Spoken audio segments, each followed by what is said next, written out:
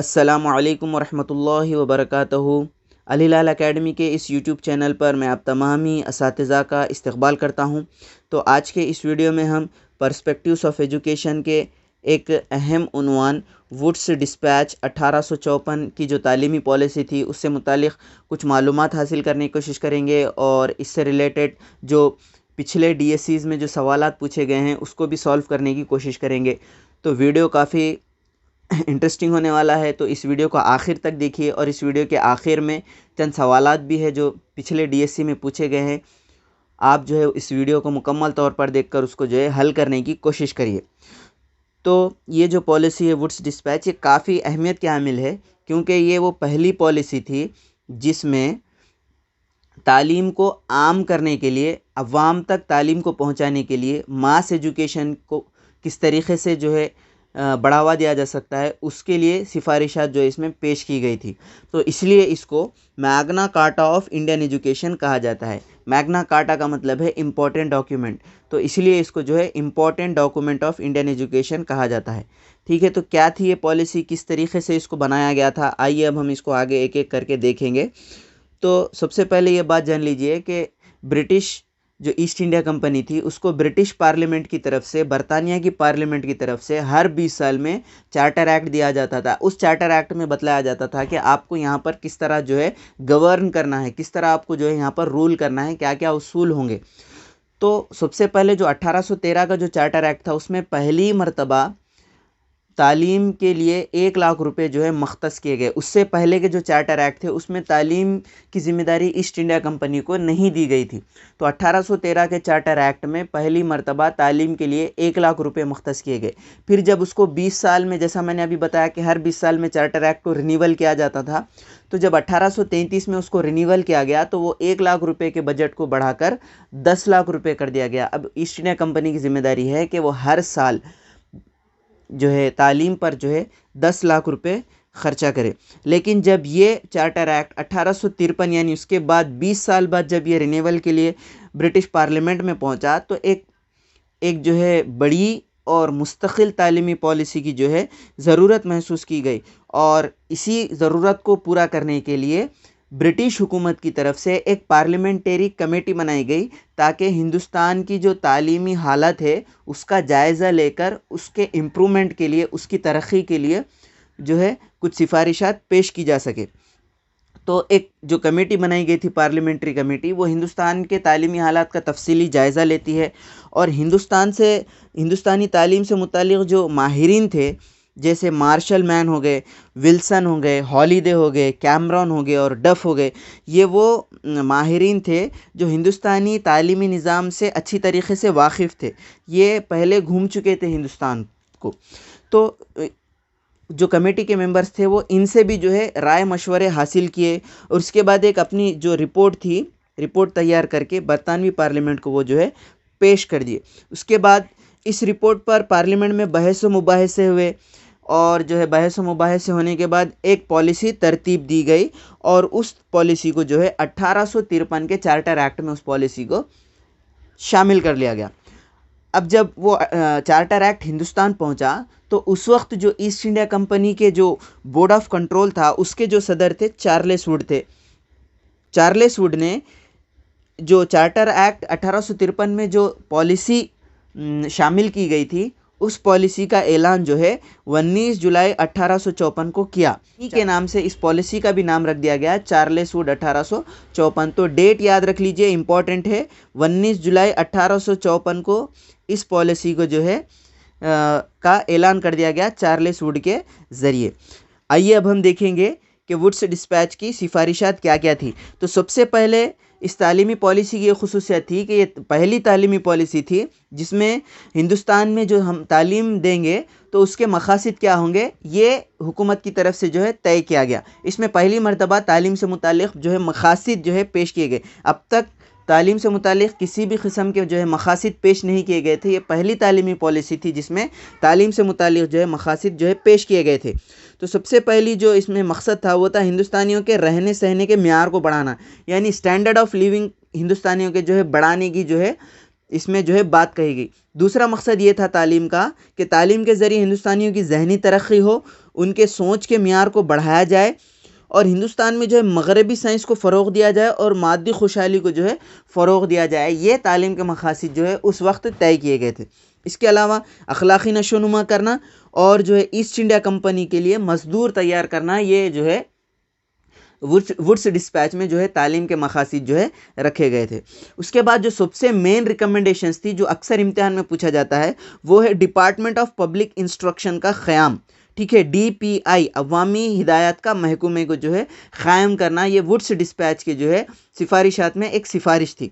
क्या क्या सिफारिश की गई थी? इस रिपोर्ट में सिफारिश की गई कि एक अवामी हिदायती महकमा क़ायम किया जाएगा और इसके सदर को डायरेक्टर कहा जाएगा और इनकी मदद के लिए नायब डायरेक्टर या डिप्टी डायरेक्टर होंगे, इंस्पेक्टर और डिप्टी जो है इंस्पेक्टर होंगे। ठीक है, और ये डिपार्टमेंट का काम ये होगा कि ये सालाना रिपोर्ट हुकूमत को पेश करे। इस सिफारिशात का यह नतीजा निकला। 1854 में सिफारिशात पेश की गई और 1856 में 5 सूबों में जो है डिपार्टमेंट ऑफ पब्लिक इंस्ट्रक्शन को क़ायम किया गया। DPI को जो है क़ायम किया गया 5 सूबों में। डिपार्टमेंट ऑफ पब्लिक इंस्ट्रक्शन, ये पहली मर्तबा इसकी दागबेल डाली गई, जिसका असर आज भी हम हमारे हिंदुस्तानी तालीमी निज़ाम पर देख सकते हैं। आज हमारे हर रियासत का एक एजुकेशन डिपार्टमेंट है। अगली जो सिफारिश थी वो ये थी कि तालीम की मुकम्मल जिम्मेदारी हुकूमत को जो है सौंप दी गई। ठीक है, इससे पहले मैकॉले मिनट आया था। ठीक है, उससे पहले चार्टर एक्ट्स आए थे, तो उसमें तालीम की मुकम्मल जिम्मेदारी हुकूमत को नहीं थी। जो लास्ट पॉलिसी थी जो मैकॉले मिनट था 1835 का, उसमें ये बात कही गई थी कि हमारा काम, ईस्ट इंडिया कंपनी का काम सिर्फ आला तबके के लोगों को तालीम फराहम करना है। फिर वो आला तबके के लोग आगे चलकर जो है अवामी सतह तक आहिस्ता आहिस्ता तालीम को आम कर देंगे। तो इसको जो है मैकॉले ने डाउनवर्ड फिल्ट्रेशन थ्योरी कहा था। तो ये डाउनवर्ड फिल्ट्रेशन थ्योरी की बात 1835 में मैकॉले मिनट के ज़रिए कही गई थी, लेकिन 1853 के चार्टर एक्ट के बाद जो वुड्स डिस्पैच आया था उसमें पहली मर्तबा ये बात मानी गई कि तालीम को आम करना, अवामी सतह तक तालीम देना, ये जो है तालीम की जो जिम्मेदारी होगी वो हुकूमत की होगी। इस पॉलिसी के अल्फाज को आप पढ़ सकते हैं। Among many subjects of importance none can have a stronger claim to our attention that of education. It is one of our most sacred duties of conferring upon natives of India those vast moral and material blessings which flow from the general diffusion of useful knowledge and which India may under providence derived from her connection with England। तो इन अल्फाज से आप अंदाज़ा लगा सकते हैं कि किस तरह इसमें कहा जा रहा है कि मुख्तलिफ़ शोबों में जो हमारी तवज्जे का मरकज़ था वो एजुकेशन था और ये हमारा मुक़द्दस फ़र्ज़ है। It is our sacred duties. तालीम को आम करना, तालीम को अता करना, तालीम देना, ये जो है ईस्ट इंडिया कंपनी का सबसे मुक़द्दस फ़रीज़ा है। इस अल्फाज से जो आप अंदाज़ा लगा सकते हैं कि किस तरह जो है ईस्ट इंडिया कंपनी को तालीम की ज़िम्मेदारी जो है सौंपी गई। चलिए आगे बढ़ेंगे, आगे देखेंगे हम और क्या क्या सिफारिशात थी। Grant in aid. Grant in aid पहली मर्तबा हिंदुस्तानी तालीमी निज़ाम में ग्रांट इन एड तालीमी इमदाद की सिफारिश करने वाली पॉलिसी जो थी वो वुड्स डिस्पैच थी। किसी भी किस्म के मदारिस हों, बिला लिहाज मज़हब मिलत के, बिला लिहाज तफरीक़ के, हर मदरसे को ग्रांट इन एड तालीमी इमदाद मुहैया की जाएगी। ये इस वुड्स डिस्पैच में जो है सिफारिश की। इसके बाद इस्टेब्लिशमेंट ऑफ ग्रेडेड स्कूल, मुख्तलिफ़ सतहों पर के जो है स्कूल्स क़ायम किए जाएंगे और उसकी तालीमी ज़िम्मेदारी जो है ईस्ट इंडिया कंपनी की होगी। ये जो है वुड्स डिस्पैच कमेटी में बतलाया गया। क्या क्या होंगे वो? प्राइमरी स्कूल होंगे, मिडिल स्कूल होंगे, हाई स्कूल होंगे, कॉलेज होंगे, यूनिवर्सिटी, इस तरीके से जो है बढ़ते जाएंगे। तो मुख्तलिफ़ सतह पर तालीमी इदारे क़ायम किए जाएंगे और हर सतह पर तालीम देने की ज़िम्मेदारी जो है कंपनी की होगी। ये जो है वुड्स डिस्पैच में जो है रिकमेंड किया गया है। इसके बाद आगे बढ़ेंगे। यूनिवर्सिटियों का क़याम, ये भी काफ़ी इंपॉर्टेंट है, इम्तिहान में अक्सर पूछा जाता है। तो दिल्ली सल्तनत जब 1200 में मुस्लिम दौर हुकूमत शुरू हुआ, तब से लेकर बरतानवी दौर तक हिंदुस्तान में कोई भी बड़ी यूनिवर्सिटी क़ायम नहीं की गई। तो इस पॉलिसी में पहली मर्तबा ये बतलाया गया कि बॉम्बे, मद्रास और कलकत्ता, ये 3 सूबों में लंदन यूनिवर्सिटी की तर्ज पर यूनिवर्सिटियां जो है क़ायम की जाएंगी। और इस सिफारिश का नतीजा निकला कि 1857 में कलकत्ता, मद्रास और बॉम्बे यूनिवर्सिटियां लंदन यूनिवर्सिटी की तर्ज पर क़ायम की गई। उसके बाद अवामी सतह पर तालीम, ये वो पहली पॉलिसी थी जिसने मास एजुकेशन के लिए सिफारिशात पेश की। इससे पहले मैकॉले मिनट ने डाउनवर्ड फिल्ट्रेशन थ्योरी पेश की कि हम आला तबक़ात के लोगों को तालीम फराहम कर दो, फिर वो आहिस्ता धीरे धीरे जो है आम आवाम तक तालीम को पहुँचा देंगे। इसको जो है मैकॉले ने डाउनवर्ड फिल्ट्रेशन थ्योरी कहा था। डाउनवर्ड फिल्ट्रेशन थ्योरी को इस पॉलिसी ने मुकम्मल तौर पर खारिज कर दिया और पहली मरतबा अवामी सतह तक जो है तालीम देने की इसमें बात कही गई। और कुछ सिफारिशात अवामी सतह तक मास एजुकेशन के लिए इसमें पेश की गई कि हम जो है तहतानवी सतह तक स्कूल क़ायम करेंगे, उसके बाद गरीब तलबा को स्कॉलरशिप्स देंगे, अवामी तालीम के लिए इनफरादी कोशिश करेंगे और मगरबी साइंस को हिंदुस्तानी ज़बानों में तर्जुमा किया जाएगा और बेहतरीन तर्जुमा करने वालों को इनामात से नवाजा जाएगा। ये इस पॉलिसी में जो है बतलाया गया। तो बहरहाल अवामी सतह तक तालीम को पहुँचाने की इसमें बात कही गई। ठीक है, उसके बाद वोकेशनल एजुकेशन के ताल्लुक़ से भी बात कही गई कि पेशेवराना महारत रखने वाले अफराद पैदा करने के लिए पेशेवराना तालीम दी जानी चाहिए और इससे जो है बेरोज़गारी को भी जो है कंट्रोल किया जा सकता है। ऐसी इसमें बातें बतलाई गई। वुमेन एजुकेशन के ताल्लुक़ से भी इस कमेटी ने सिफारिशात पेश की। इस कमेटी ने लड़कियों के जो मदारिस होते हैं उसको खुसूसी इमदाद देने की बात कही और लड़कियों की तालीम के लिए इनफरादी कोशिशें, यानी हर फ़र्द हर ऑर्गेनाइजेशन को ये चाहिए कि वो जो है औरतों की तालीम के लिए जो है खुसूसी कोशिशें करें। इस तरह जो है इस पॉलिसी ने औरतों की तालीम के लिए बातें बतलाई। चलिए आगे बढ़ेंगे। आगे बढ़ के देखेंगे मुस्लिम एजुकेशन के लिए भी इसने बात की और तो ट्रेनिंग ऑफ टीचर्स, असातिज़ा की तरबियत से मुतालिक भी इस पॉलिसी में सिफारिशात पेश की गई, जिसमें जो है हर सूबे में असातिज़ा की तरबियत का स्कूल होना चाहिए। इंजीनियरिंग, तिब और क़ानून के असातिज़ा की ट्रेनिंग के स्कूल ख़ास तौर पर क़ायम होने चाहिए और जो अच्छे काबिल असातिज़ा होते हैं उनको बेहतर तनख्वाह और ट्रेनिंग के दौरान भी असातिज़ा को जो है स्कॉलरशिप्स देने की इस पॉलिसी में जो है सिफारिशात पेश की गई। और निसाब से मुतालिक भी कुछ सिफारिशात इसमें पेश की गई। इसमें जो है वेस्टर्न अदब को ज़्यादा अहमियत दी गई, यानी जो वेस्टर्न अदब है, वेस्टर्न कल्चर है, जो यूरोपी कल्चर है और यूरोपी लिटरेचर है, उसको जो है निसाब में जो है खुसूसी जगह दी गई। ठीक है, मगरबी अदब के साथ साथ मशरिक़ी अदब को भी निसाब में शामिल करने की बात वुड्स डिस्पैच में जो है कही गई, क्योंकि लॉर्ड मैकाले ने जो 1835 में अपने मिनट पेश किए गए थे उसमें उसने हिंदुस्तानी अदब का यूँ मजाक उड़ाया था कि जो मुकम्मल हिंदुस्तानी अदब है वो यूरोप की एक लाइब्रेरी के एक शेल्फ़ के बराबर है और मशरिक़ी अदब को निसाब में शामिल करना बेमाने है। तो इस तरीक़े से मैकाले ने मजाक उड़ाया था। लेकिन वुड्स डिस्पैच में मगरबी अदब के साथ साथ मशरिक़ी अदब और ज़बानों और इल्म को भी जो है शामिल करने की बात की गई। इसको मुकम्मल तौर पर रद्द नहीं किया गया। और अगर हम ज़रिए तालीम की बात करेंगे, मोस्ट इम्पॉर्टेंट टॉपिक है, एग्ज़ाम में अक्सर पूछा जाता है, जो प्राइमरी लेवल है, प्राइमरी लेवल पर ज़रिए तालीम इंग्लिश के साथ साथ वर्नाकुलर लैंग्वेजेस यानी मुकामी ज़बानों को भी जो है अहमियत दी गई ज़रिए तालीम के लिए। लेकिन अगर हम बात करेंगे हायर एजुकेशन की, आला तालीम की, तो इस पॉलिसी ने ये बात कही कि हिंदुस्तान की जो मुकामी ज़बानें हैं वो इतनी तरबियत याफ्ता नहीं है कि आला तालीम इन ज़बानों में दी जा सके, तो लिहाजा ज़रिए तालीम आला तालीम का वो जो है अंग्रेज़ी होगा। ठीक है, primary education vernacular plus English, लेकिन हायर एजुकेशन ओनली इंग्लिश में होगा। ये जो है ज़रिए तालीम बतलाया गया या सिफारिश पेश की गई वुड्स डिस्पैच में। ठीक है, तो ये था वुड्स डिस्पैच। अब वुड्स डिस्पैच के बाद एक और डिस्पैच आता है जिसको लॉर्ड स्टैनली डिस्पैच कहते हैं, जो 1859 में पेश किया गया। ठीक है, जैसा आपको मालूम है 1857 में जंग गदर हुई थी, रिवोल्ट हुआ था, बगावत हुई थी। उसके बाद पूरी की पूरी जो हुकूमत थी मुकम्मल तौर पर ब्रिटिश हुकूमत के अंडर में आ गई थी। उसके बाद जो ब्रिटिश हुकूमत का जो ऑफिसर था एलन बारो, वो वुड्स डिस्पैच की जो है मुखालिफत करता है। ठीक है, वुड्स डिस्पैच को जो है मानने से इनकार कर देता है। लेकिन उसके बाद 1859 में ब्रिटिश हुकूमत की जानिब से लॉर्ड स्टैनली को यहाँ का सेक्रेटरी, इंडिया का सेक्रेटरी के तौर पर मुंतखब करके भेजा जाता है। वो वुड्स डिस्पैच की जो है हिमायत करता है और उसको जारी रखने के अहकामात देता है और मज़ीद जो है वो सिफारिशात पेश करता है, जिसमें जो है तहतानवी तालीम को अहमियत दी जानी चाहिए, तहतानवी तालीम फ़राहम करने की ज़िम्मेदारी जो है हुकूमत की होती है और असातिज़ा की तरबियत के लिए मज़ीद स्कूल्स और कॉलेजेस शुरू किए जाने की जो है इसमें बात कही गई। तो लगभग वही लॉर्ड स्टैनली डिस्पैच के सिफारिशात थे जो वुड्स डिस्पैच के थे, तो लगभग सेम ही है, कुछ अलहदा नहीं है। ठीक है, अब वुड्स डिस्पैच के जो है असरात क्या निकले, क्या इफ़ेक्ट पड़ा उसका हिंदुस्तानी तालीमी निज़ाम पर। तो सबसे बड़ा असर तो ये पड़ा कि कलकत्ता, बॉम्बे और मद्रास में लंदन यूनिवर्सिटी की तर्ज पर 3 यूनिवर्सिटियां 1857 में कायम की गई, बॉम्बे, मद्रास और कोलकाता। ठीक है, उसके बाद एक स्कूल खोला गया था 1849 में ईडी बेथ्यून की तरफ से। तो उस लड़कियों के स्कूल को जो है ग्रांट इन एड में शामिल किया गया। जैसा कि हमने वुड्स डिस्पैच की जो वुमेन एजुकेशन की सिफारिशात थी, जिसमें बतलाया गया था कि लड़कियों के मदारिस को खुसूसी इमदाद दी जाएगी, तो उसी के तहत 1849 में जो ईडी बेथ्यून की तरफ से लड़कियों का स्कूल खोला गया था, उसको जो है ग्रांट इन एड दी जाने लगी। ठीक है, खुसूसी इमदाद में उसको शामिल किया गया। इसके अलावा एक एग्रीकल्चर इंस्टीट्यूट ज़राई इदारा बिहार के मुकाम पूसा में शुरू किया गया।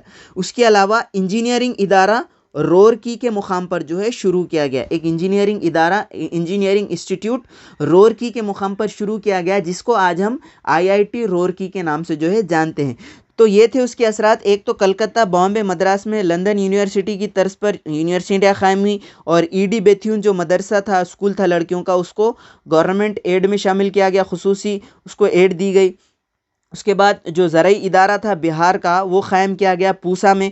उसके अलावा जो इंजीनियरिंग इदारा था रूरकी का, वो जो है कायम किया गया इस वुड्स डिस्पैच की सिफारिशात पर। इसके अलावा कुछ और कॉलेजेस थे जो 1854 से जो है 1882 के दरमियान में कायम हुए। 1882 में दूसरा कमीशन आया था, हंटर कमीशन, जिसको इंडियन एजुकेशन कमीशन कहा जाता है। तो इस दौरान में कई और कॉलेजेस जो है कायम किए गए। तो उसमें एक अहम है पंजाब यूनिवर्सिटी। तो पंजाब यूनिवर्सिटी पहले एक कॉलेज के तौर पर 1869 में कायम किया गया था, लेकिन इसको बाद में यूनिवर्सिटी में तब्दील किया गया। उसके बाद कैनिंग कॉलेज कायम हुआ। ठीक है, कैनिंग कॉलेज जो है लॉर्ड कैनिंग जो पहला वाइसराय था, उसके नाम से कायम किया गया था अवध में। उसको बाद में 1921 में जो है लखनऊ यूनिवर्सिटी में तब्दील कर दिया गया। उसके बाद कई और कॉलेजेस थे। ओरिएंटल एंग्लो ओरिएंटल कॉलेज 1875 में सर सैयद अहमद खान ने कायम किया था। राजकोट में 1870 में कायम किया गया था एक कॉलेज। एक दूसरा कॉलेज था मायो कॉलेज, जो अजमेर में कायम किया था। उसके बाद दिल्ली कॉलेज इंदौर में कायम किया गया था। मेट्रोपॉलिटन कॉलेज 1878 में कायम किया गया था।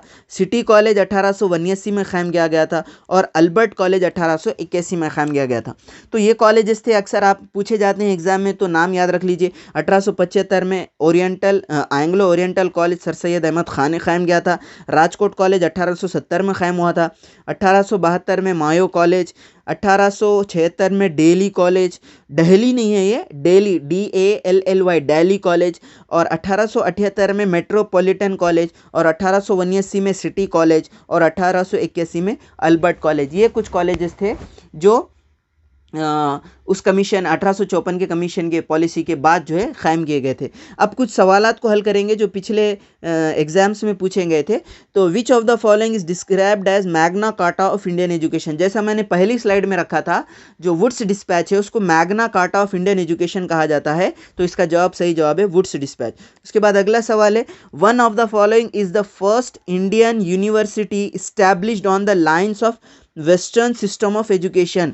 मगरबी तर्ज पर पहली कायम होने वाली यूनिवर्सिटी। जैसा हमने पढ़ा था 3 यूनिवर्सिटियाँ, कोलकाता, बॉम्बे, मद्रास, ये जो है लंदन यूनिवर्सिटी की तर्ज पर कायम किए गए थे, ये हमने पढ़ा था। तो देखिए इसमें 2 यूनिवर्सिटियों का तो नाम नहीं है, सिर्फ एक मद्रास यूनिवर्सिटी का नाम है। बॉम्बे और कोलकाता इसमें नहीं दिया गया। तो पहली जो यूनिवर्सिटी थी वो थी मद्रास यूनिवर्सिटी, जो western system of education, western line पर या मगरबी तर्ज पर जो है बनाई गई थी। 3 बनाई गई थी, लेकिन दोनों का इसमें नाम नहीं है, तो लिहाजा मद्रास यूनिवर्सिटी इसका सही जवाब है। इसके बाद अलीगढ़ में जो है मोहम्मदन एंग्लो ओरिएंटल कॉलेज, जैसा हमने अभी पढ़ा था पहला, सर सैयद अहमद खान ने 1875 में इसको जो है कायम किया था। Anglo Oriental College sir Syed Ahmad Khan के ज़रिए 1875 में जो है इसको कायम किया गया, और यही आगे चलकर जो है अलीगढ़ यूनिवर्सिटी में कन्वर्ट हो जाती है, तब्दील हो जाती है। इसके बाद इन द ईयर 1854, जैसे 1854 का नाम आ जाता है, एक ही कमीशन है, एक ही तालीमी पॉलिसी है, वुड्स डिस्पैच। ठीक है, उसके बाद एक सवाल है, आखिरी सवाल, महकूमे अवामी हिदायत डिपार्टमेंट ऑफ पब्लिक इंस्ट्रक्शन को 5 सूबों में कायम करने की सिफारिश। जैसा मैंने आपको अभी बतलाया कि department of public instruction DPI, महकूमे अवामी हिदायत को इस कमीशन के ज़रिए या इस कमीशन की सिफारिश पर कायम किया गया। तो वो है वुड्स डिस्पैच की सिफारिशात पर DPI, department of public instruction को जो है पहली मरतबा कायम किया गया। काफ़ी इंपॉर्टेंट है, एक तालीम का महकूमा समझ लिए, वो जो है वुड डिस्पैच के ज़रिए कायम किया गया। 3 यूनिवर्सिटियाँ जो है क़ायम की गई। ग्रेडेड हर सतह के जो है अलग अलग school, primary, middle, high school जो है और जो है कॉलेजेस और जो है यूनिवर्सिटियाँ ये जो है क़ायम की गई। और मास एजुकेशन की इसमें जो है पहली मर्तबा बात की गई। तो ये कुछ अहम रिकमेंडेशंस थे। तो ये था आज का वीडियो। अगर आपको आज का ये वीडियो पसंद आता है और आप चाहते हैं कि पर्सपेक्टिव्स के मज़ीद वीडियोज़ आपके लिए मैं जो है लेकर आऊँ, तो ज़रूर आप जो है कमेंट करके जो है अपनी राय पेश करें। और अगर इस वीडियो को मज़ीद किस तरीके से जो है बेहतर बनाया जा सकता है, आपके जहन में कुछ राय है तो आप उस राय को भी जो है पेश कर सकते हैं। तो चलिए आज के लिए इतना काफ़ी है। अल्लाह हाफ़िज़।